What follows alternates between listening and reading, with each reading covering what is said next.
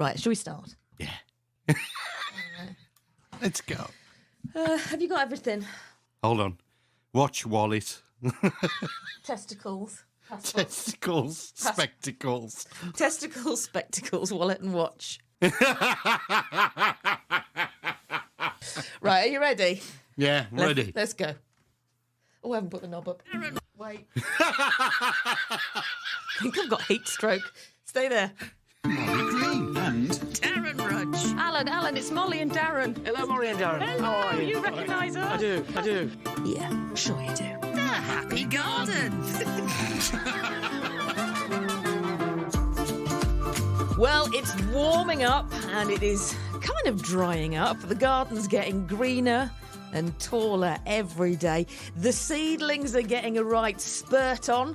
Maybe you, like me, sowed an abundance of seeds with an abundance of enthusiasm a few weeks ago, and now you're thinking, where the heck am I going to put it all? Well, I'll tell you where, and he's going to kill me because this morning I've put it all outside of the greenhouse. I've casted a clout, and May is not out. Most likely, much to the disgust of Darren Rudge.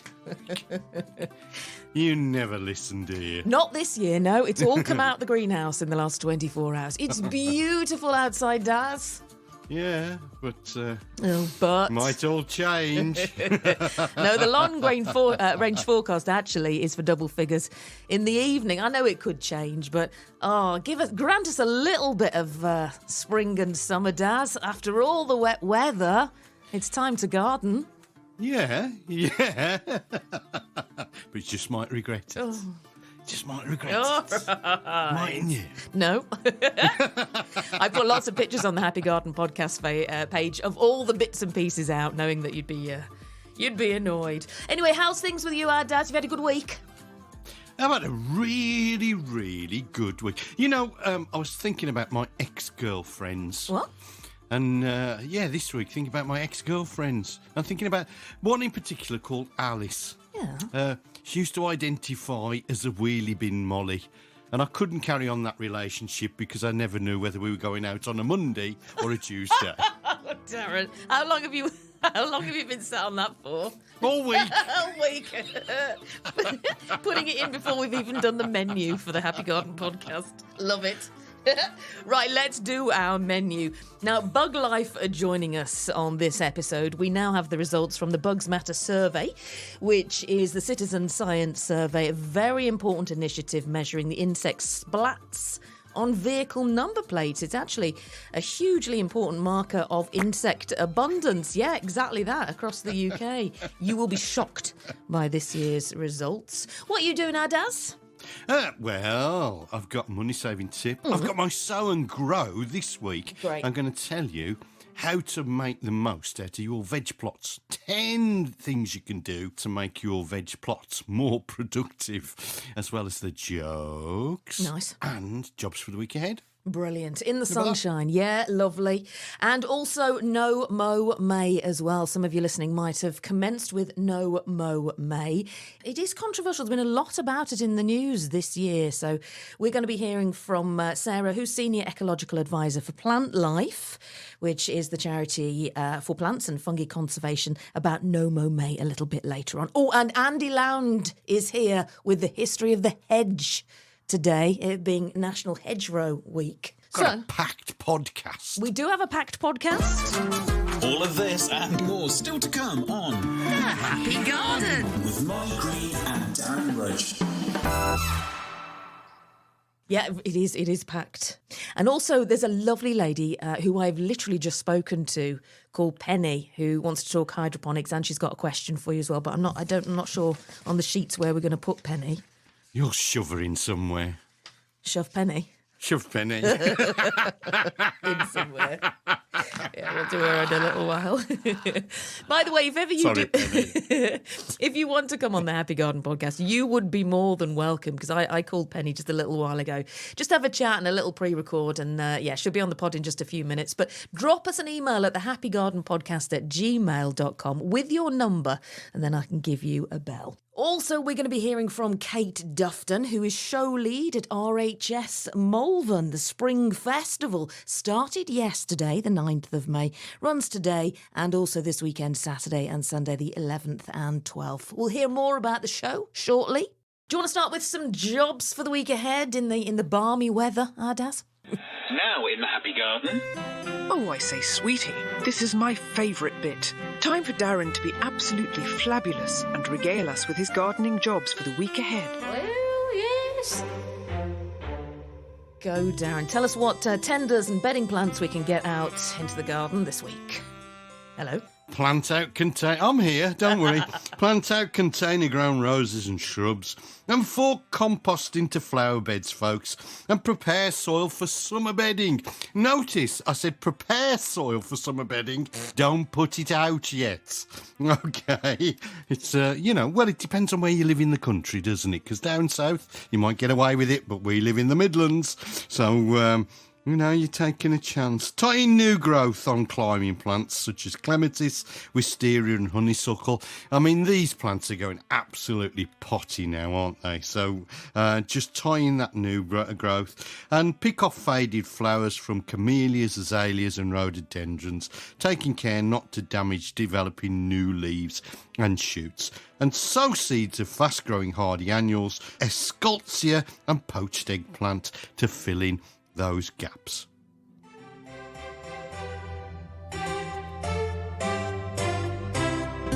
Perfect. We'll have some more jobs for the week ahead a little bit later on. Right, Daz, let's talk Mow May. Now, I have heard quite a bit of controversy about Mow May this year, which we will discuss very, very shortly. But let's find out more about the campaign with Sarah Shuttleworth. She's Senior Ecological Advisor for Plant Life. So Mow May is a campaign that was started by Plant Life in 2018. So this is our 6th year. And the idea behind it is that it's an introduction to maybe the idea of giving over a little bit of your lawn or green space to nature, or the entirety of it. It's totally up to you.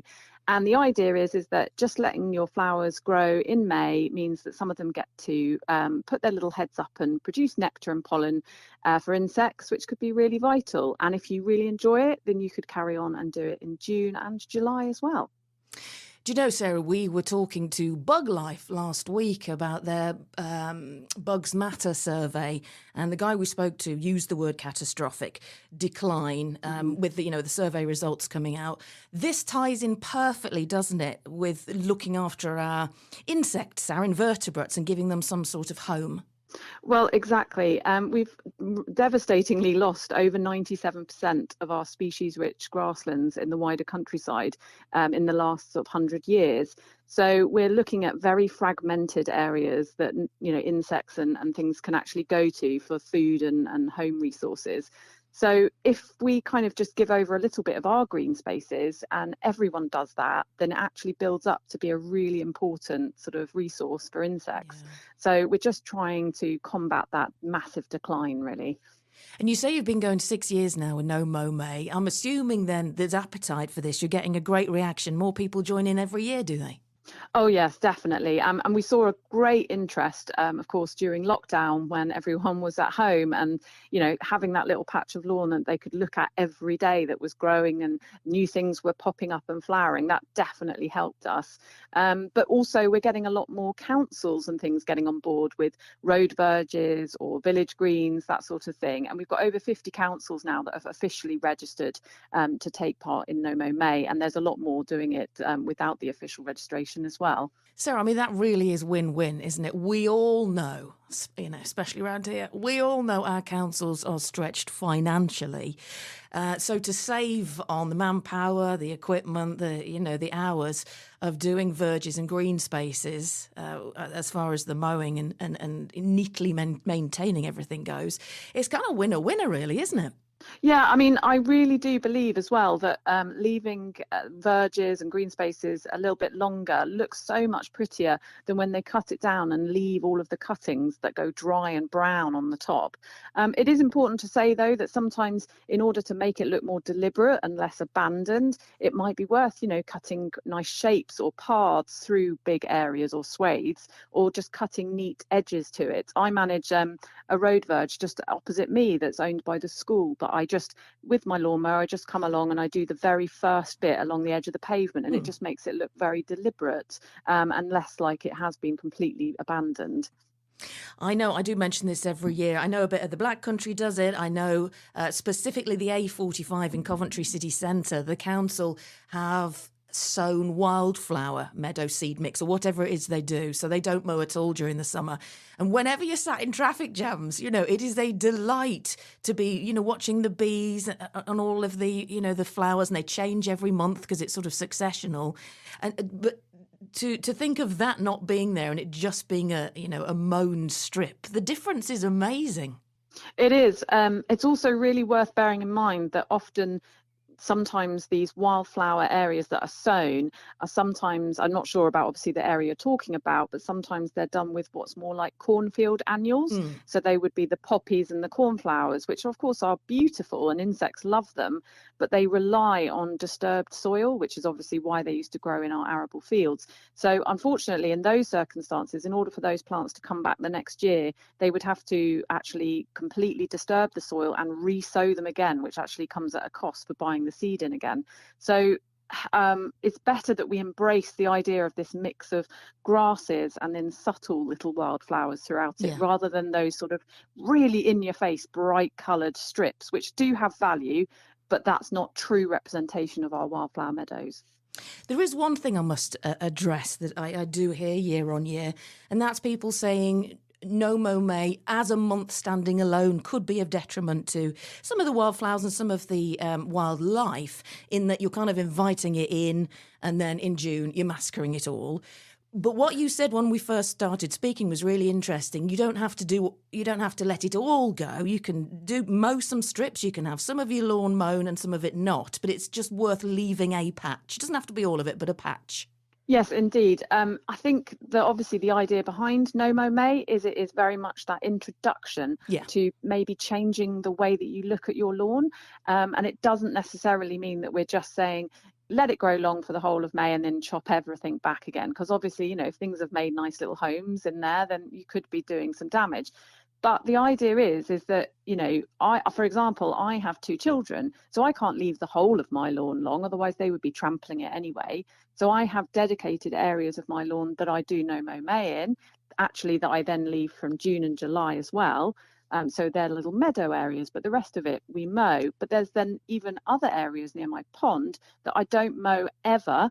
So they are long in winter and autumn as well, when those insects have got somewhere to retreat to. So it's having that real mosaic or mix of different lawn heights and textures and things like that that's really important.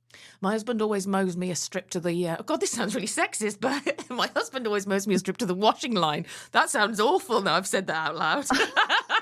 But we do have blue and pink jobs at home. But it looks beautiful. So when I'm going out to, to do me bits and pieces in the lawn, I'm walking in like a little, it's only a little garden, but a wild meadow, sort of, and then a little path through it. It gives me so much pleasure just to have a little walkway. Oh, and it looks more deliberate that way as well. Yeah. And those mown areas can be just as important because they have a slightly different microclimate to the longer areas and different structures. So insects will use those differently, or different species will use them. And it's also really important to mention that if you wanted to do Mow May, but you're worried that all you're going to get is different grasses coming up, we've got so many invertebrate species where the larval stages rely just on different grass species, particularly moths. So, if you're worried that you haven't got that much diversity, just doing that little patch of grass will still help some invertebrates. Brilliant. Where can people find out more about Mow May and a bit more about plant life and what you do? So we've got a website, plantlife.org.uk. The first page there has got a whole load of information about Mow May, where you can download resources. We've got little posters and things that you could put up so that neighbours know what you're doing. We've also got an area where you can register the actual part that you're willing to do for Mow May, and then you can go on and see other places in the UK that are also doing it and almost compare county by county where the most people are doing it, which is quite interesting. Fab. Well, thank you very much for joining us today. It's lovely to have you on. Thank you for your time. No worries. It's been a pleasure. Thank you. Sarah Shuttleworth there, Senior Ecological Advisor for Plant Life. What do you think about Mow May, Darren? The controversy is there, isn't it? Because it's great not to mow your lawn, but then you invite all these creatures in, and then you get the mower out again, don't you? Yeah. And that's the big problem, isn't it? With our students, we've had this discussion, by the way. We've had the debate about whether you should or shouldn't do it. And, I think the 50-50 cutting half and half is probably a good idea because you invite all these things in, don't you?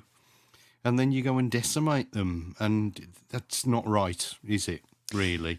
And I think what people need to do is just literally take one view or another. And I posted on the podcast a picture of my neighbour's garden. Oh, that was beautiful, yeah. Which is stunning, isn't it? Absolutely stunning. It's just develops.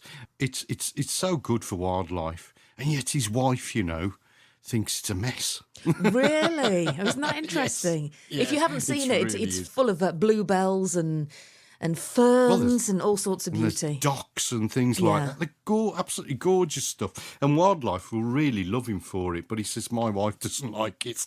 So I think if you're going to do Mow May, they need to take a leaf from your book, Molly, and do Mow all year round. Well, Joel Ashton, who I watch on YouTube, wildlife gardener, he's advocating No Mow Summer. It's hashtag No Mow Summer. And he says you're best literally just don't do No Mow May. You're best just to keep mowing.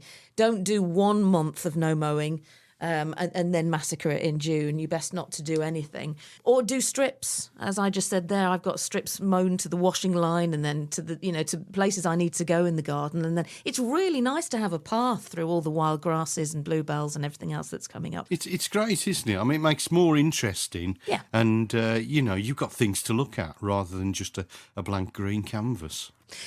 Whatever you do throughout the next 2, 3, 4 months, it'd be interesting to see a photo of your garden and whether you do strips or if you do No May or No Mow May or No Mow Summer. Be interested to hear from you guys as to what you do and how it turns out this year.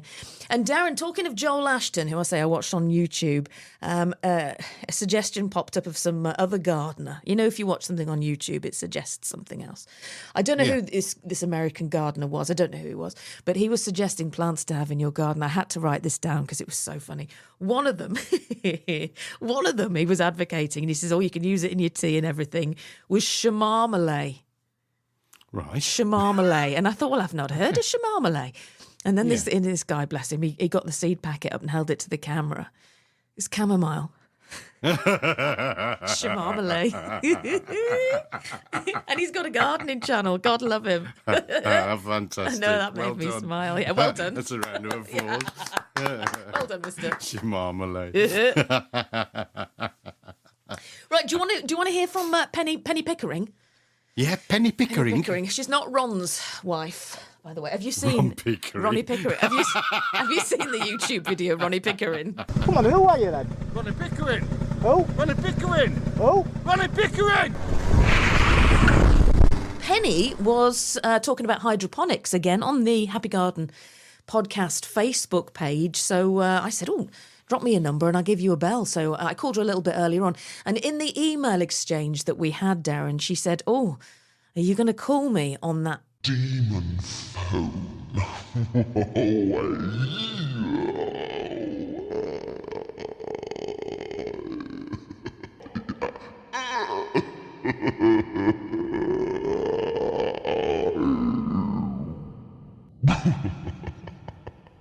I said, yeah. Yes, yes, I am. Another soul. Well, here's what happened. What on earth? Doesn't sound right. Penny?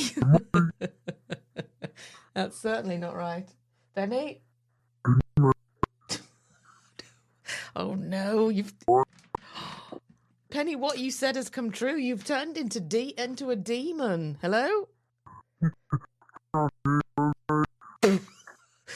Right, I'm going to put the phone down and I'll call you back. Oh, God. Hang on. What on earth? Oh, that's better. Hi, Molly. Penny, it was a self-fulfilling prophecy. You sound... It only happens to me. Honestly, this phone hasn't turned anyone into that voice since we started. That was very odd. But you sound fabulous now. Hello. Tell us all about you. Well, how long have you been doing hydroponics for? Last year was only the first year. A friend of mine, she's got her own hydro veg company. Oh, yeah. And she's been growing vegetables and edible flowers and everything for years, So I thought, do you know what? Your cost of living crisis and all the COVID and everything, I thought, do you know what? I'm going to grow my own stuff. Yeah. So I got her to do an extra large frame. It can hold about 60 plants.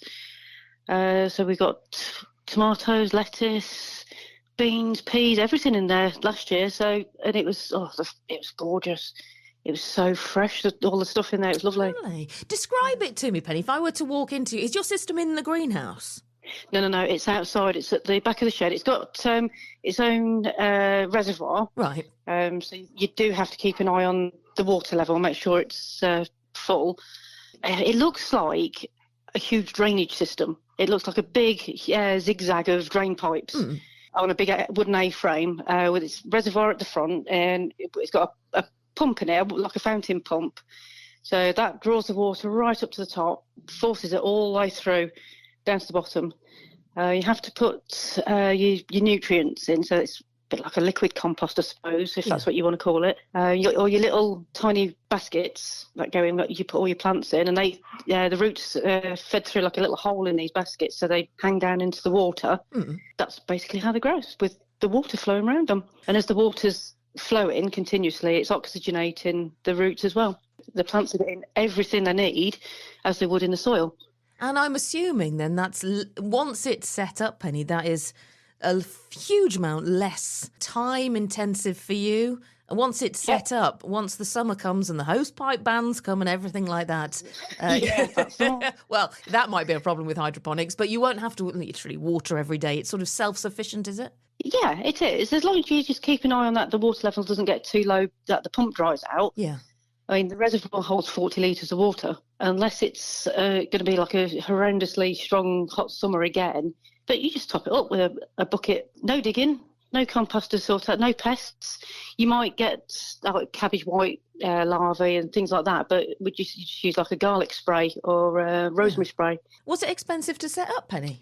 Yeah, initial setup, for the size I've got, you can get much smaller, but I've got the biggest size. That was probably about £400. It is the shed is 5x7, so it's as tall as the shed, and yeah, definitely as long as the shed. It runs along the whole side of it. So yeah, it's probably about 5x7 length and height. You just have to buy the bottle of nutrients. Well, obviously, it depends on how much water you're adding to how much of the nutrients you're actually using. That's it. There's no digging, there's no compost, no slugs, no snails. Just make sure everything's netted up, tied up and everything, like your tomatoes and beans and everything. Away it goes.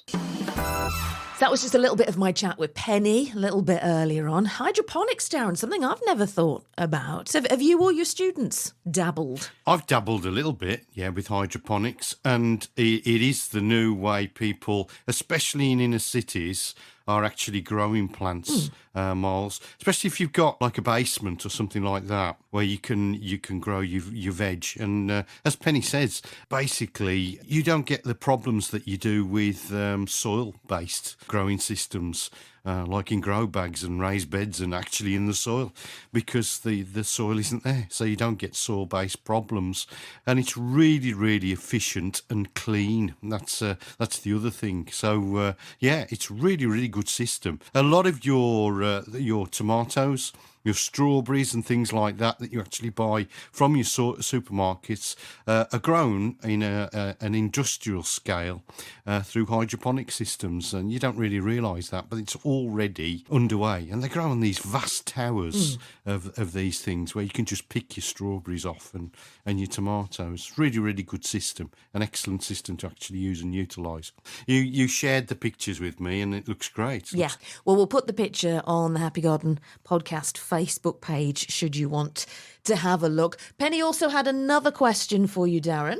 I do have an olive tree. We brought it in. It's lived under the catio during the winter months because it's only young. It's only about 9-10 years old. It's due to go back out into the garden now. The frosts have gone, but it's not looking that fantastic. I've given it is it the fish blood and bone fertiliser? Yeah. Give it a bit of a watering, not too much because they don't like a lot of water. But I don't know if I need to trim any of the branches up or what. It's just looking a bit like. Ugh. Okay, well, so I don't know if you can advise on how we can sort of bring it back to a luscious tree again. I'm sure he can. Hang fire then, we'll get that answered. Can I just go back one step? Did you say you had a catio? Yes. I love you. I love you, Penny. I have a catio as well. Oh dear, excellent. Oh, how wonderful. For people who love cats but want to keep them safe, all the best people have catios, Darren. Now, Penny's olive tree, what are you thinking? Probably needs a liquid feed. So, I mean, you can use seaweed if you want to, Penny, or buy yourself a high nitrogen feed and it'll pick it up, or pop a balance feed in there. I mean, start with a balance feed, actually. You know, you've got your NPK and it's all balanced all the way through, and it'll just give it a little bit of a tonic, and then high nitrogen will bring it through into lovely leafy growth for you. And you can buy them from, proprietary brands, or you can actually make your own. Sorry. Just go back one sentence. Sorry. I was just lining up the next thing to play. Sorry, Darren. You'll have to... I thought it was the burner phone again. It's after me now. No, it's just Paul from Bug Life about to talk about crane flies. Sorry. So what I was saying is pop a balance feed on there. High nitrogen as well will leaf it through, but put your balance feed on there to begin with, Penny, and then perhaps a couple of weeks later give it high nitrogen. You can make it yourself with nettles. Make yourself a nettle tea if you've got your water butt. Literally take an old pair of tights, stuff it with nettles, dangle it in your water butt, and then leave it for a day or so, and then that's instant high nitrogen feed for you. And then give your olive tree a little bit of a drink with that, and then it should leaf through for you, and hopefully it should pick up. But if it doesn't, you know where we are now. Keep in touch and just let us know how things are going. Well, we haven't quite finished with Penny yet. Penny's been great for content for the Happy Garden podcast, because a couple of weeks ago, Penny was asking, she'd put on the Happy Garden podcast Facebook page, a picture of a crane fly / daddy longlegs. And that was a couple of weeks back. So we're talking sort of late April. And she was wondering whether it was early. And I thought, well, there's only one person to ask, Paul from Bug Life, our very good friend. So I gave him a very quick call just to ask him what the difference was between a crane fly and a daddy longlegs. Daddy longlegs. I can't say it. What's that noise? That was a motor. Oh, right, I thought it was you. No. Daddy longlegs is also used to refer to a type of harvestman and a type of spider, as well as to crane flies. But yeah, crane flies are commonly called daddy longlegs by people. Well, Penny, and there's a couple of people actually have been in touch with the Happy Garden podcast with photographic evidence of having seen crane flies on walls basking in the sunshine, well, when we've had a bit, and saying, wow, is this normal for them to be out April, beginning of May? And I thought, there's only one person to ask. I'll ring Paul. So we actually have 87 different species of crane flies in the UK. The one that we are most aware of is called the September crane fly, and the other one we're very aware of is the common crane fly. And these species do tend to come out in that sort of August, September, October time period, which is when we're used to seeing lots and lots of crane flies about. And of course, bear in mind, a crane fly lives for a maximum of 24 hours because the poor thing has no mouth, so it can't even drink. it's imperative for them that they all come out at the same time because they're purely there to go and find another cranefly, mate, and lay eggs. Yeah. However, as I said, there are 80 odd species of them in this country, and some of them do come out earlier in the year. I think April is a little bit early. They normally come out around May, June, but that's probably down to the sort of climatic changes that we're seeing them coming out a bit early. And in fact, the common cranefly, which is also very abundant late in the year, has a peak period around May, June, and as do a number of the other cranefly species. So it's not unusual to see them in May. It's a little unusual to see them as early as this in April. Paul, that's horrific. So the little individuals that have, oh no, I'm feeling really sad. The individuals that have been seen by our listeners, I can just envisage them flying around the garden. Hello? Hello? And there's no other of their kind out. And they've only got 24 hours to find them. That's awful. Yeah, that's also probably why that must be very frustrating for them when they get inside your house and they're flying around the light. Yeah. Yes. Ow, ow, ow. But yeah, they are literally on a timer, aren't they? And they don't drink, they don't eat. I didn't realise that. They're born sort of within, not born, they get to their adult stage with everything they need for that day. Oh, bless them. Yeah, and a lot of people think they bite. Obviously, they don't bite because they don't have a mouth. Because I suppose they do look a bit like a giant mosquito to a lot of people, don't they? And then some people think they sting because the females have an ovipositor. That's a thing for laying their eggs into the ground that you sometimes seen sticking out. So people think they've got a sting, but they're completely benign and harmless. And yeah, 24-hour life expectancy. Because of being unable to even take on water. A lot of bugs have this kind of thing. I mean, even the beautiful stag beetles, they can't eat, so all they can do is drink. So in the adult form, the male stag beetle has probably got a couple of week life expectancy, because it might find a sap run and get some energy from a sap run. You know, like we have maple syrup. Well, all tree sap has got some sort of goodness in it. So if it finds that, it'll get a bit of energy and it'll last a bit longer. But yeah. And that's because what we think of as the antlers on the stag beetle are actually its mandibles. That's the equivalent of insect teeth, if you like. So it's no longer able to chew anything because it's just turned them into a decorative ornament. Also with daddy long legs, craneflies, their legs seem to come off very easily. Yeah, I mean, the same is true of a lot of the spiders, particularly the ones that get called daddy long leg spiders. Bear in mind, as I said, they are there purely to reproduce. So they've not got to have the most, robust of bodies. They just need to be able to find a mate, and then the mate needs to go off and lay some eggs. Yeah, it doesn't really matter how many legs they've got. God, isn't nature, I say this to you every time we speak, Paul, isn't nature absolutely incredible in so many ways? It is. It's amazing, all the different life forms and life cycles that have developed on our planet. And some of the specialist creatures that you have that will only eat a particular thing. Oh, like what? Well, for instance, chocolate. Chocolate comes from cocoa, but the cocoa flower is so tight and small that the only thing that's capable of pollinating it are midges. Now, you see, whoever thought that midges had a use, but without midges, there'd be no chocolate. Oh, hello?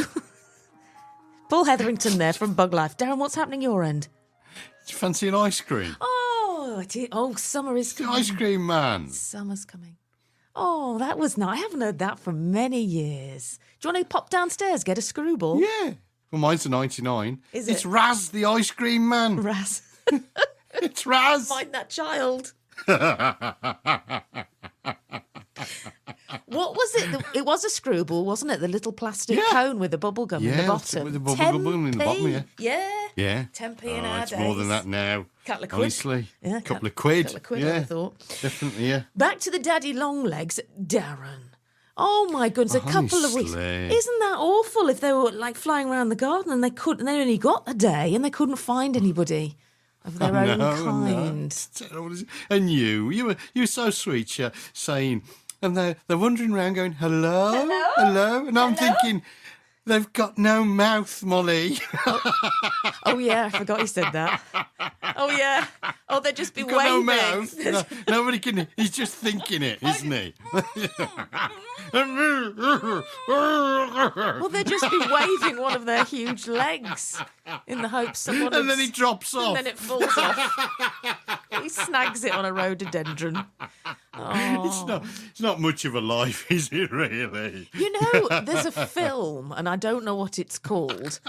Chris Pratt's in it, right? And they're in space, and they are, they're millions of miles away from where they're going, so they're all asleep. And his pod malfunctions and he wakes up early. Does this ring any bells with you? Yeah. And he's the film only one alive on the whole spacecraft. And then the selfish git wakes somebody else up so he's not on his own. Yeah. Yeah. I know. And he wakes the prettiest girl, Yes. doesn't he? He does. Doesn't just wake anybody up. It's got to be the prettiest He girl. looks through all the pods. He's going, oh, I'll have that one. Oh, dear. Terrible. Oh, dear. Yes. I wonder what the foreplay is for a crane fly. It's only got 24 hours. That's going to have to be quick, wouldn't it? Do you think they go out to dinner and stuff? Well, no, because as you've pointed out, they can't even chat. No, can't feed themselves, can they? They could have this lovely meal presented to them and they go, Oh, dear. They can't even, there's no even you're right, love. There's no chat. yeah. No chat, nothing. And then his leg drops off.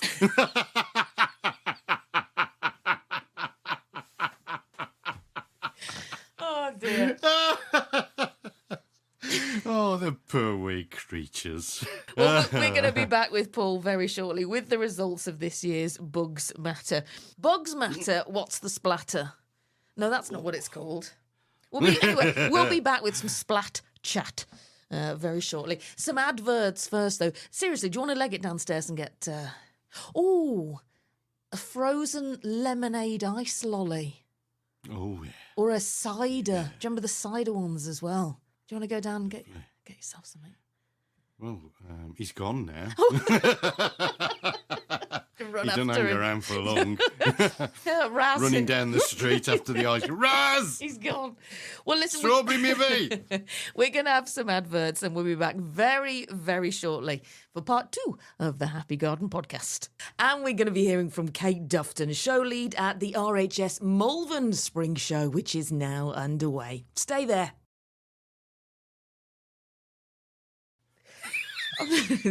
Darren, I was going to Google how to say welcome back in Arabic, but I've forgotten because we have got new listeners to the Happy Garden podcast, and welcome back, by the way, in Saudi Arabia and and Chile. Wow. This week, and also in America, a city called Land O'Lakes. Oh, Land O'Lakes. Well, it might be a town, I'm not sure, but Land O'Lakes. So if you're listening in Land O'Lakes, hello. I wonder who these people are. I mean, Saudi Arabia. It's some oil baron, isn't it? That's with his Rolls Royce. Yeah, might fly us over to do a bit of advice. I mean, we were invited down to Devon, weren't we, on the pod? Did you see that? Oh, yes, I've, now funny you mentioned that, I spoke to that lady a little bit earlier on, Karen. So I spoke to her, so she's going to be on the pod in the next week or two about a couple of things. Firstly, she's opening for NGS this year for the first time. So we're gonna, find out how she's feeling. Well done, Karen. Yeah, she's scared. She said if she does back out, she might send her husband in a sandwich board out into the lane and say closed. She's so sweet. So we'll hear from her. But yeah, she's also got a gardening club in Devon that she would really, really like to invite you down to. She likes you, Darren. Yeah, definitely, yeah. We'll be hearing from her on the podcast in the next few Clotted weeks. cream, Karen. She was lovely. All right, Darren. I love Devon clotted cream. Yes. The gardening club sounded brilliant. Now, shall we do some of your money-saving tips before we go any further? Yeah. Now, live on the Happy Garden podcast, it's time for Darren's money-saving tips. Go, man, go! Well, you know me, Molly, there's nothing like a good pair of tights to garden with. But make sure you have the owner's permission first before you start to use them. And you can use tights in the garden for all sorts of ways. But here they are. Here's some variations on the uses of tights. You can store onions in tights, can't you? You can cut them into pieces and you can stabilise plants with tights. Protect fruit from bugs. So things like apples and pears like that, you can wrap a pair of tights around them and it protects them from beasties and bugs. Collect seed by wrapping them over seed hedge during the autumn. Make compost teas by suspending nettle or comfrey in your water butt and use them as a pot liner. In other words, put them into the pot and then put your compost in, and it stops all the compost from leaking out all over your surfaces. And then finally, how about making some scent bags by filling them with things like lavender and those sorts of things. So don't throw your old tights away, use them in the garden, folks. And the final thing is, they make wonderful thermal underwear when you're working out in the garden in the winter months. And guys, the ladies will never know that you've got them on. Well, yeah. Darren's money-saving tips. Oh, yeah. Well, I often wear my wife's tights.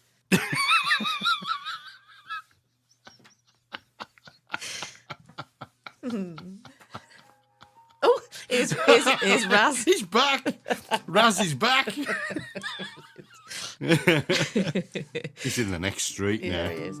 The Happy Garden Podcast. I'm Adam Frost, and you're listening to the Happy Garden Podcast with Molly Green and that Darren Rudge fella. We'll be back with more questions for that Darren Rudge fella very, very shortly. But first, let's hear from Kate Dufton, who is show lead at RHS Malvern. We've got the Spring Festival now underway. She joined me a little bit earlier on the phone to tell us about this year's show. So there's so much going on at this year's show. Lots of things you'll recognise and know and love, like the giant 190-metre floral marquee, all the plant shops, loads of really nice shopping opportunities. But we've also got some really great new things, one of those being the Festival of Houseplants with Green Rooms Market. So anything you want to learn about houseplants, buy houseplants, the lot, head over to the new hall. We've also got something exciting again, which is the pot swap. So if you buy any plant on site, you can swap the plastic pot for a cardboard recyclable one, and then take that home. We will then recycle it responsibly on site. We've got the Tips and Tricks Theatre, so lots going on there to learn about different gardening techniques, upcycling, etc. We've got loads of really amazing special guests. We've got Alan Titchmarsh here on Friday. We've got Cy King, one of the hairy bikers. We've also got Francis Tophill, Adam Frost, loads of amazing different people.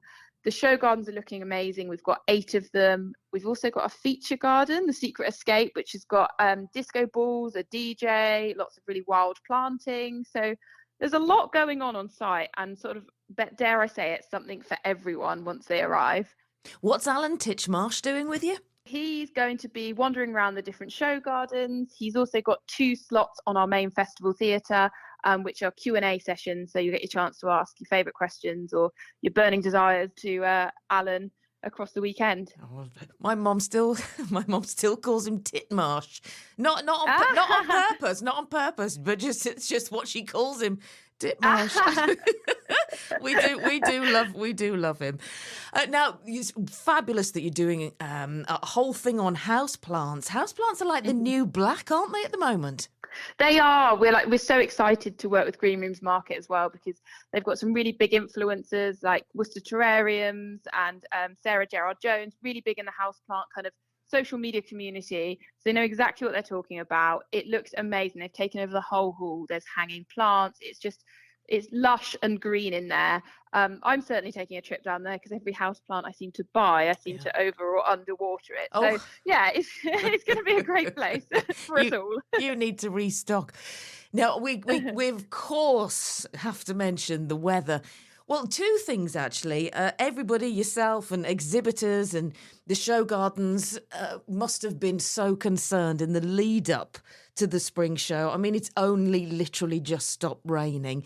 But then on that count, how fabulous that spring is here. It is beautiful. The weather for the weekend looks beautiful. And at last we can get out and enjoy some gardening. Yeah, absolutely. The showground is drying up nicely. The car parks are good. It's hard underfoot, which is perfect because, 2 weeks ago we were sort of sliding around on the grass. But no, really great for build up. And as you say, the weather looks nice and warm, dry, and hopefully the perfect recipe for walking around a flower show. Yeah, I reckon you'll have like record footfall this year because we are all so excited and we deserve to get out and enjoy the weather. Oh, completely. It almost feels we've been a bit cheated by the weather in the last few months. I've only just left the coat in the car and this is what we're May. So yeah, I think we all deserve a nice day out in the sun. We've got some nice bandstands so you can sit, have a drink, have a bite to eat, sit and enjoy yourself. There's plenty of space to sort of have a break away from the hustle and bustle of the show. So yeah, I think it'll be a great weekend for all.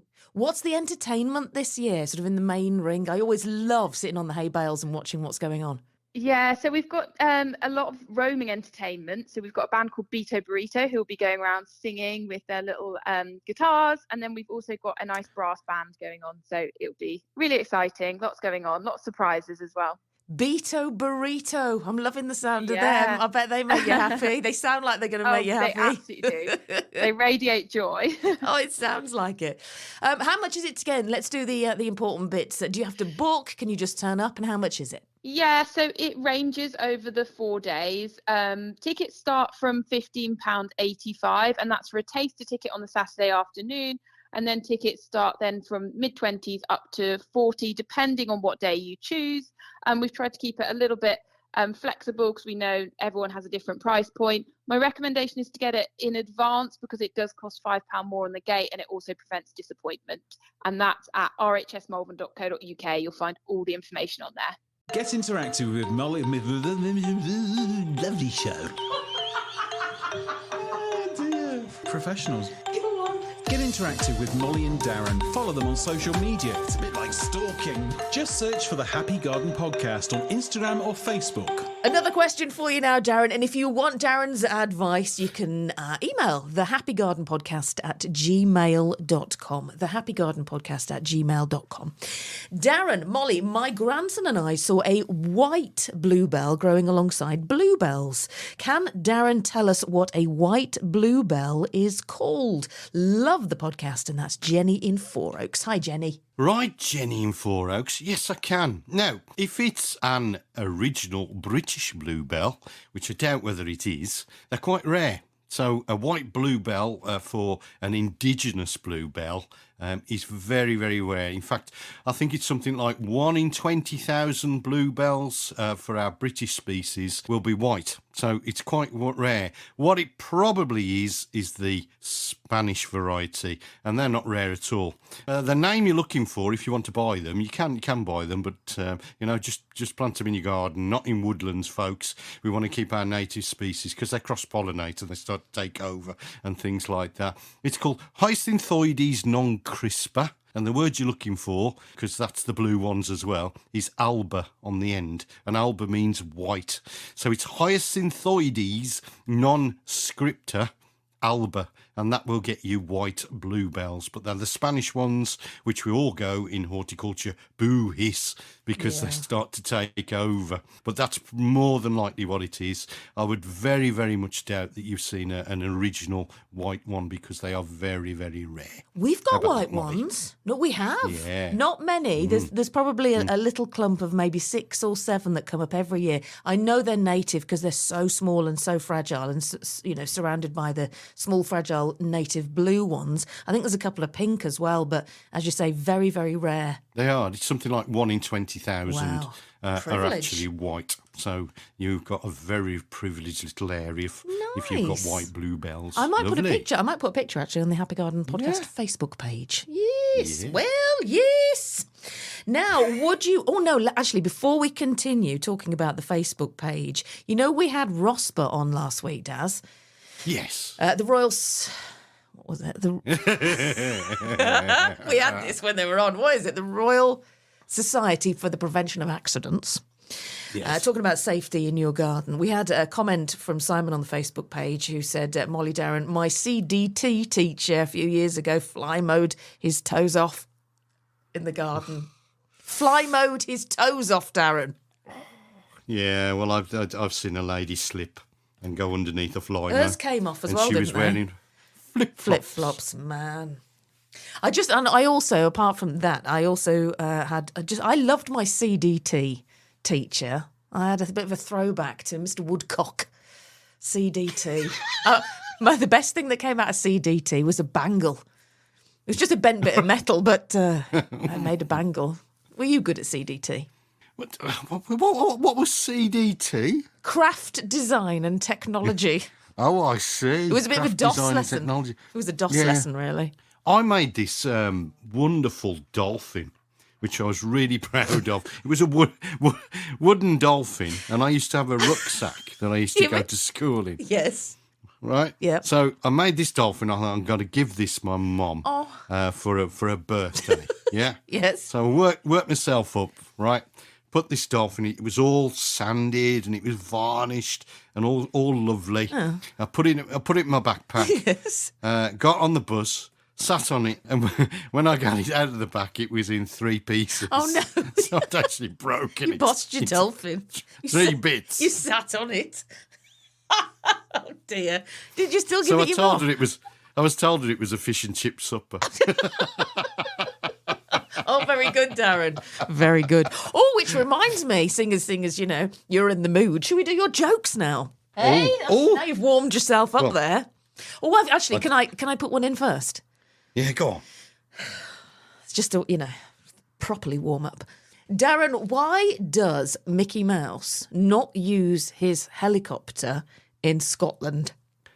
I don't know. Why does Mickey Mouse not use his helicopter in Scotland, Molly? Disneyland. Now that's good. Isn't it? That's probably better. Isn't it? That's probably better than the 5 or Than any of 6 that yours. I've got for you. Disneyland. Right then. It does Disneyland. Disneyland. Now in the Happy Garden. Come It's on about then. time for some Alan Titters. Brace yourself for your gardening jokes of the week from Darren Rudge. Come on then. Let's hear your effort. Well, my neighbour asked me over the garden fence Yes. if I knew anywhere where he could get a wig, and I said, "Sorry, not off the top of my head." Oh, yeah, that's really good. Good. Start for 10. Right. What's the difference between a lentil and a chickpea, Molly? I think you've said this one before. I don't know. Lentils don't do that on your feet. Chickpea? Oh, yeah, no, good. Yeah, no, that is a new one. That's good, good. Whilst planting out in the garden this week, Molly, I got caught unawares by a fox, which made me jump to the left and step to the right. I was back in the 1930s. It was a time warp, Molly. That's good. I don't get it. And step to the left, jump to the right. Yeah, what's that got to Time do with the warp. fox? Oh.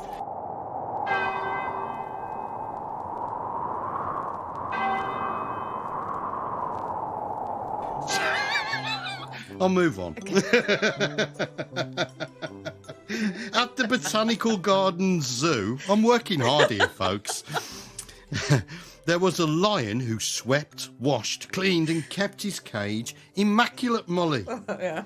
He took a real pride in his Oh, work. good, yeah, good. I tripped over my wife's bra this morning. I think she's leaving it there as a booby trap. Oh. And finally, Yes? okay, 2 Eskimos sitting in a kayak were feeling really chilly. So they lit a fire and then it sank. It just goes to prove once and for all that you can't have your kayak and heat it too. Good, Darren. You can't have your kayak and heat it too. Yeah, good. Not really gardening related, but very good. Yeah. Like it. Dear.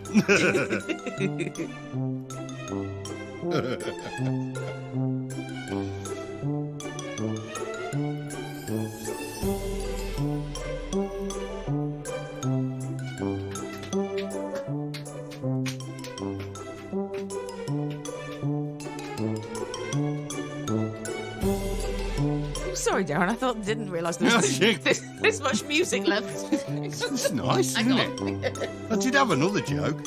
Oh, well, I wish you'd said that 20 seconds ago.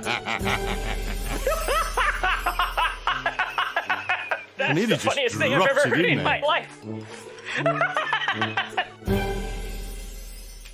I have got another one. Go on, then. I spent 14 hours in accident and emergency the other night. Well, you actually did, yeah. Yeah, I actually did, You yeah, actually literally did, yeah. did. And the doctors came back and found lots of mini horses up my bottom.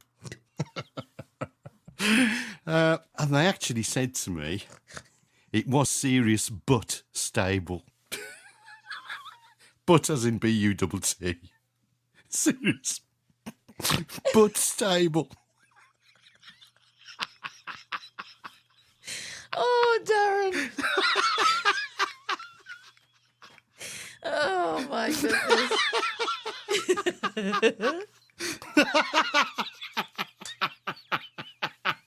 Somebody stop him. No, literally stop now, Darren. I have to thank Becky for that. That's one of our students at Winterbourne. Because we're doing this all the time. What, joke-offs? Yeah, joke-offs, yeah. Joke-offs. I think so. Fabulous. Oh, brilliant. Brilliant. Right, where even are we? I don't know. Where no are we idea. now in the podcast? Have we done Bugs Life? Yeah, we've done Bugs Life. Done the crane flies, haven't we? Yeah, we Do you haven't remember? we haven't done... They got no mouth. Yeah, no, we've done that. Oh, but you're not doing the splat off. No, we haven't done that yet. Okay. All we've got to do is then, we'll do the splats, then we'll do your sow and grow. Yeah. Andy Lound jobs, yeah? Okay. Yeah. Christ, all right. Sounds good to me. All right.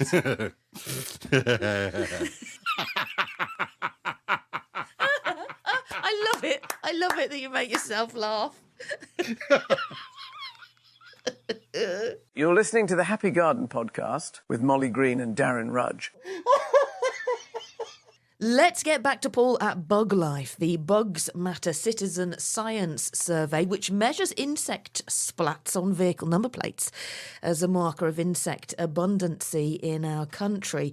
Here's Paul with more details of this year's results. Bugs Matter is a citizen science survey where people basically measure the number of splats from insects on their number plates when they go on a journey, and it's all contained in an app. All people have to do is clean their number plate before they set off, set the app running, and at the end of the journey take a picture of their number plate and count how many insects are splatted on it during that journey. Why and when did the splat count start, Paul? So it was first carried out back in 2004. So that's where our baseline figure exists. And it's basically an extension of what we call the windscreen phenomena. A lot of people will probably remember in days gone by, you often used to have to stop a car on a journey and get out and actually scrub the windscreen off because there were so many bugs on it. And that doesn't tend to happen anymore. But of course, the other thing is that windscreens on cars are all different shapes and sizes and angles. Number plates are all the same size and they're all in the same plane, which makes them a comparable object that can be used to measure splats across cars. Oh, I've just got myself a little bit sad listening to you there, because the other day, and I just felt awful. It must have been a bee or something big splattered on the windscreen and literally splattered. It was such a shame. But when I first started driving, I remember that used to happen all the time. Anyone who's been driving for a few decades, it makes us sound old, doesn't it? But we will have seen the difference. Yeah, I mean, I can remember loads of splats on my windscreen and at different times, and when the river flies are out, the mayflies and so forth, you'd get lots of them splat on the windscreen, and on the whole that doesn't happen anymore. Can we change it to splat count? I love the term splat count. Maybe next year you could call it the splat count. It's got a good ring to it. We used to have an object that was involved in it called a splatometer, but we now have a virtual splatometer, which is basically built into the app in order to be able to sort of help with the counting of them. So we have a virtual splatometer, if you want the word splat in it. It's a good word, isn't it, Paul? Splat. Yeah. Yeah, satisfying. Now, on to the serious matter then. So we do have the results of Bugs Matter for 2023. I was going to say, is it good or bad news? I think I know what you're going to say. Probably catastrophic news rather than just bad news. We are looking at virtually a 78% decline in the abundance of flying insects across the whole of the UK since 2004. Last year's results were a 64% reduction, and the year before a 60% reduction. So you can see we seem to have a ever-growing decrease in the abundance of flying insects. And if you then look at the figures for individual countries, England, for instance, is at 83%. Scotland is faring the best of the home nations in that it only has a 76% decline. It's frightening hearing you use the word catastrophic, which is not an underestimation, is it, Paul? I mean, I think I'm right in saying the whole world will not function without insects. That's right. And if these were individual species that were dropping at this rate, because obviously the splatometer only, it doesn't differentiate between species, but if an individual species is declining at this kind of rate, then it would be put on the international red list for decline. So it is incredibly worrying what's going on here.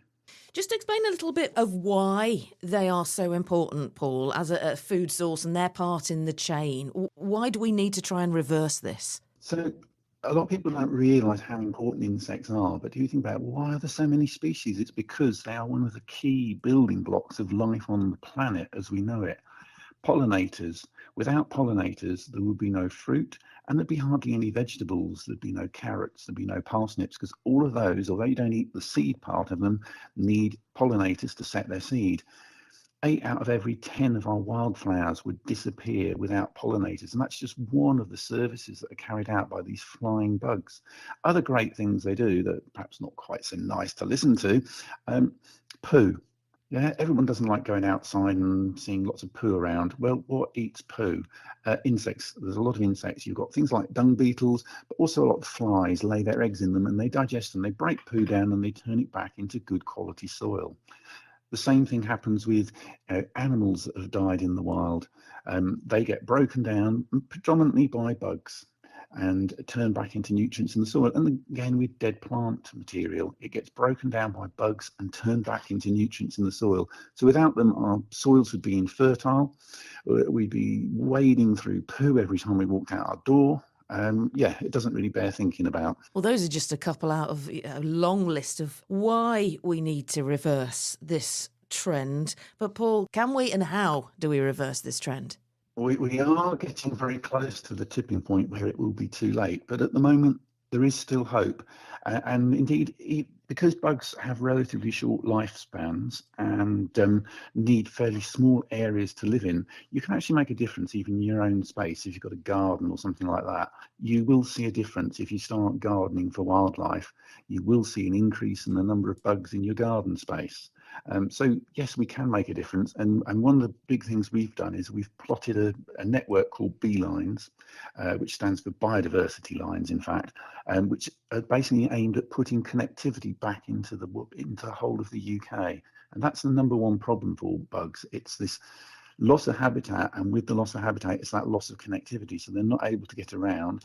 And if they're in a place that's got good habitat and it gets destroyed for whatever reason, they can't move anywhere else. So they're all lost. So putting this connectivity back is really, really important. Well, we've spoken to you many times on the Happy Garden podcast before about wildlife gardening, and I've no doubt we will talk to you later on in the year. And I believe people can now take part in the 2024 Bugs Matter survey. How do people get involved then? So the survey actually starts on the 1st of May, so just around the corner. All you have to do is to go to either the Apple Store or the Android Store, and you can download it as an app on your phone. You register on the app, and then basically every time you go for a journey, try and remember to clean your number plate at the start, set the app running, send the data in. The more data we get, the better it will be at predicting things. And it's not just about long journeys. Short journeys are really important as well, because if you're only traveling around in your local area, we can then actually have a look at what's going on in your local area. and we'll have a better idea of, say, this part of the country is doing really badly. We really need some sort of intervention type of thing. So yeah, every journey matters. The more people that take part, the better the overall results are and the better picture we can build up. So please get involved in the survey. It will literally take you probably 5 minutes to clean it at the start and then just to count the number of bugs on it at the end. I cleaned my car the other day, which doesn't happen very often.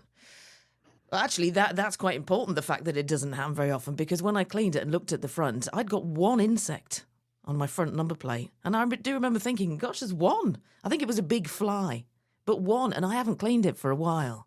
No, I mean, I've been on some quite long journeys and had hardly any splats. And, particularly, and last year I drove from where I'm based, which is up in the North Pennines area of outstanding natural beauty, right through the Lake Districts and down to Southport on the coast. So this is an area you'd expect to have an awful lot of bug activity, because these are some national parks, areas of outstanding natural beauty.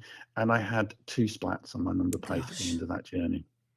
Do you know, finally, I must just ask you, Paul, when I called you a little bit earlier and we did the obligatory pleasantries before we started recording this chat, and you said, wow, it's been snowing up here this morning, you're up in County Durham. I must just ask you on the back of that, will the weather that we've had over the last 6 months be of massive detriment as well, even further to the bug counts, all this wet and warm weather that we've had? Yes, I mean, the extremes of weather we've been having in the UK, I think, are going to be very detrimental. I mean, it wasn't long ago we had this really hot summer, and that had a really negative impact, because most of the bugs in our country like a temperate climate, and we're not getting that anymore. But our winter has, on the whole, been really wet. We've had flooding, and I've driven down the country and I've seen flooding down in Cornwall and every place on the way down there. That's not good, because a lot of insects will be trying to overwinter by having burrowed down into the ground. A lot of those will have drowned. The weather has been predominantly warm. If it's not below about 5 degrees, it's not possible for things to hibernate, which means that hibernating queen bumblebees will have to get out and be active, and there's not so much food around for them, which means there will probably be less of them around to start new colonies now. So yeah, it's a horrible, vicious circle at the moment of all these things impacting on one another. Which is obviously why it's imperative that with the statistics you've given us today, wow, imperative that we do help them. Loads of info on buglife.org.uk. Your website's packed with info on how we can help in our own little space, our own front and back gardens. Exactly. Or even if you haven't got a garden, if you've got a flat, if you could put a window box up, put some of the right kind of plants in there, and at the very least you've made the equivalent of a motorway service station there. Bugs can drop in and refuel on their way to getting somewhere that's good for them to live. You know what we'd call that, don't you? A BP service station. Yeah.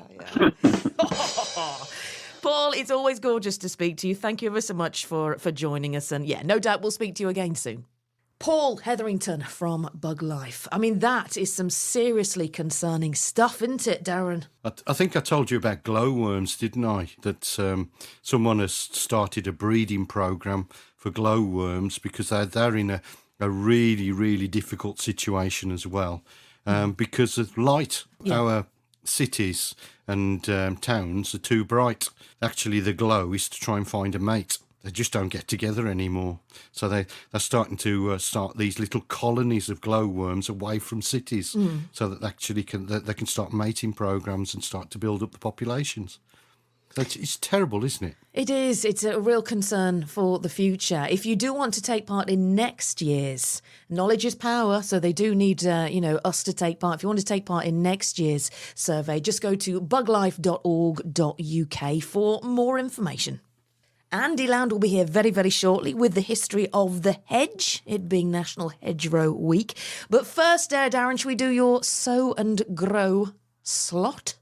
Let's do it. This is your penultimate one. What I'm concentrating on today is how to make your plot and the space you've got more productive. Okay, well, let's introduce you properly.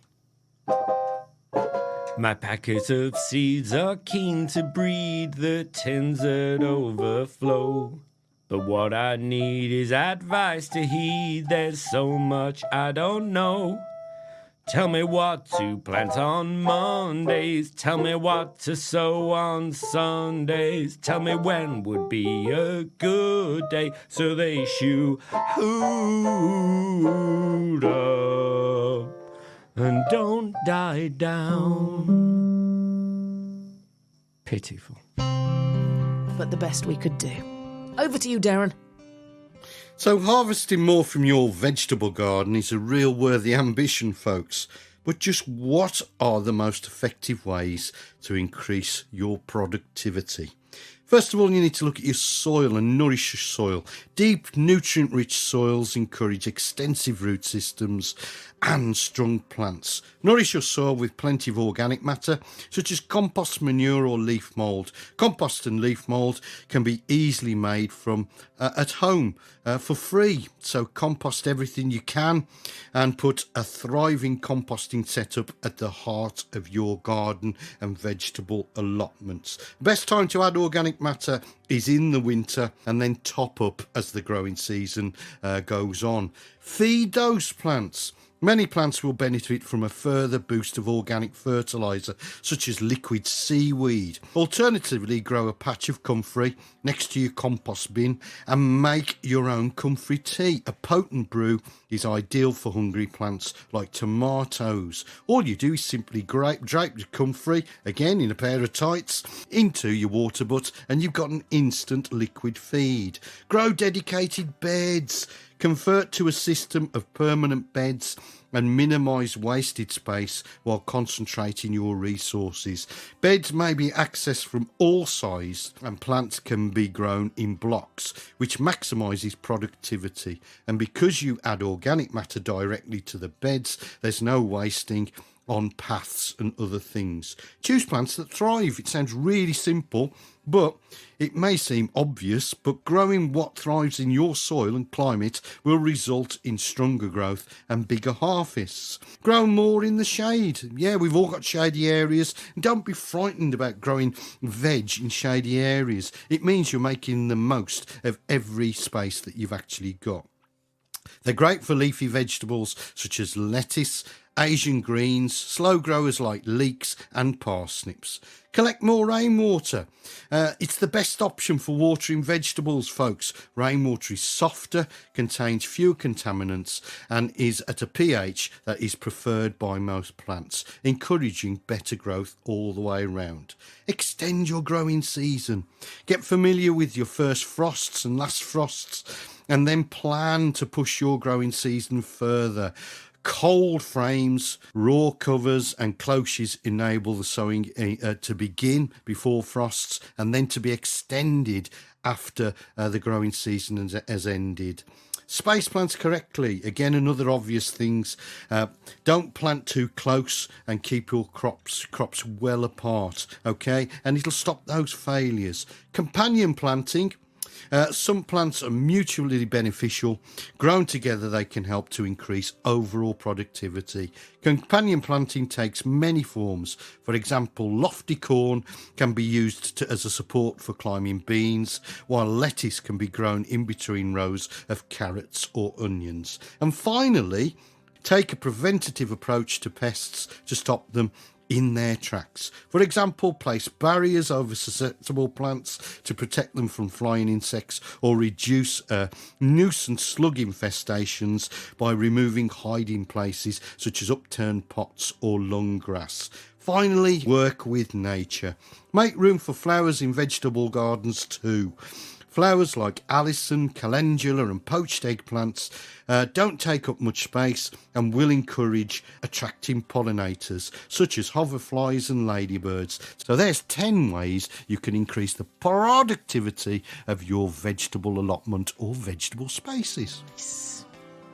The sun will also improve our productivity. So beautiful now. I feel like we're emerging like a butterfly coming from a chrysalis. Don't you? Yeah, it's beautiful today. It certainly is. It really is.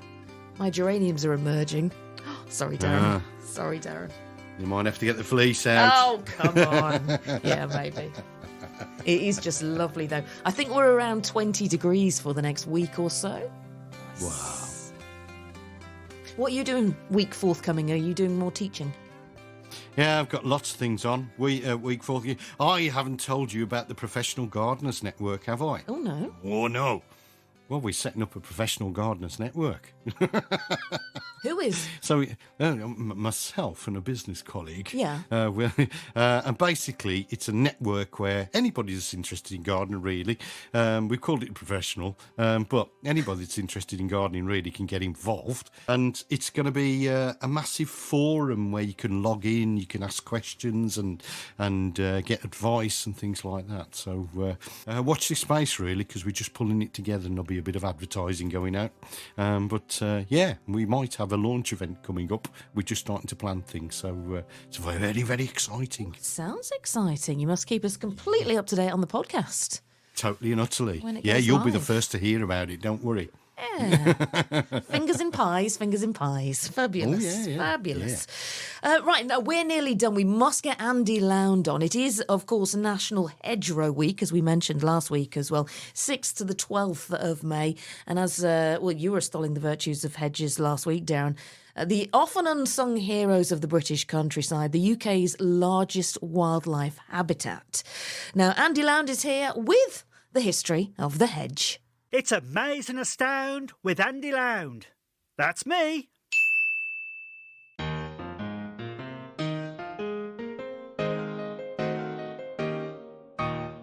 Hello, Molly and Darren. As it is National Hedge Week in May, let me look at the controversial history of hedges. Hedges were planted to define boundaries between communities and date from the Bronze Age. In Britain, the planting of hedgerows started around Roman times and continued on and off through to the mid-18th century. The various enclosure acts led to widespread hedge planting. People had the right to graze cattle and plant food crops on common land, but legislation allowed the lords of the land to prevent this and forced the common people to pay rent for the use of land. Hedges were used as strong boundaries with tough, spiky plants such as yew, beech, hawthorn, blackthorn, hornbeam, holly edge, etc. These were used to prevent people and animals entering an enclosure. These plants also had folklore significance, which would enhance the fear to cross the boundary by poorly educated and superstitious commoners. Hawthorn is particularly a vicious plant. Yew is poisonous to mammals and can induce a heart attack in humans. Other plants naturally grew within the hedges, as the primary plants offered them protection from predators. This intertangle led to an increase in certain species of birds visiting the fields, as they ate the berries of these plants. This is an example of how human behaviour has changed the environment. The controversy over field enclosures led to hedgerows being torn down. During both World Wars, hedgerows were removed to allow for larger fields for food production. After the Second World War, government policy encouraged hedge removal to ensure that Britain was self-sufficient in food. Financial incentives were available to remove hedgerows, and machinery was developed that couldn't manoeuvre in small fields. It is now widely recognised that this policy encouraged farmers to go too far, and there are grants to encourage planting and protection of hedgerows. Between 1990 and 1993, the removal of hedgerows lessened to about 3,600 kilometres per year, and the rate of planting at 4,400 kilometres per year, exceeding the rate of removal. As a result of hedgerow incentive schemes, such as hedge funds, many farms had begun work to restore and manage hedgerows and other boundary features. The government has brought in legislation to protect hedgerows of key importance, a new role for the Boundary Commission. Britain, from the air, looks like a patchwork of fields with hedgerows. Naturally, much of Britain would have been covered in forest, with animals such as wolves, bears, boar, large deer, bison, elk, auroch, beavers and lynx, all removed as humans cut the forests for farming and then enclosed the fields. Nature responded, adapting accordingly. The tensions between the forestry enthusiasts reintroducing wolves and beavers with those who want to see more hedgerows is often seen as a tussle of nature versus human interference. However, the human animal is part of nature, and they will change their environment. Other parts of nature will adapt or die. The skills to create a good length are being lost. Landowners certainly need a good hedge fund. Well, this episode is now enclosed.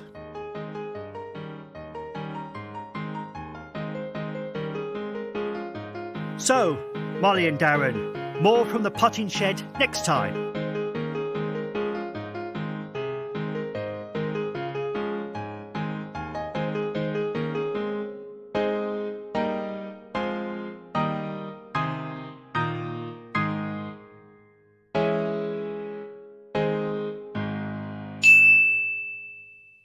Andy Lound, everybody. Yay. Thank you.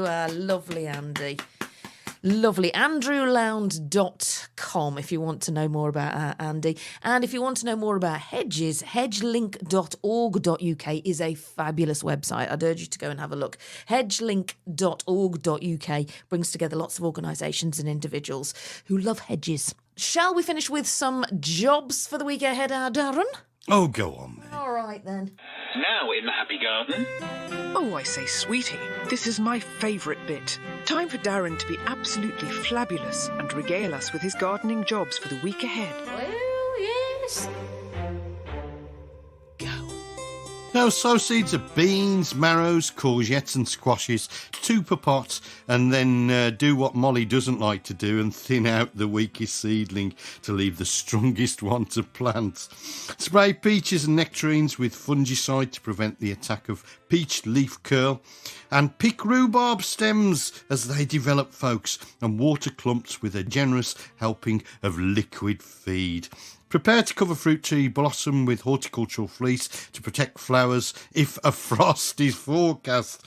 Sow seeds of the following crops outside this week: beetroot, lettuce, salad leaves, watercress and rocket. Collect hellebore seeds from ripe pods and store in an envelope in a shed and sprinkle over prepared soil. Nice. Yeah, that's lovely. And lovely. Above all, just enjoy it. Yeah. Enjoy the sunshine, enjoy the warmth, enjoy everything. I'm loving the garden at the moment. Stick some suntan cream on as well.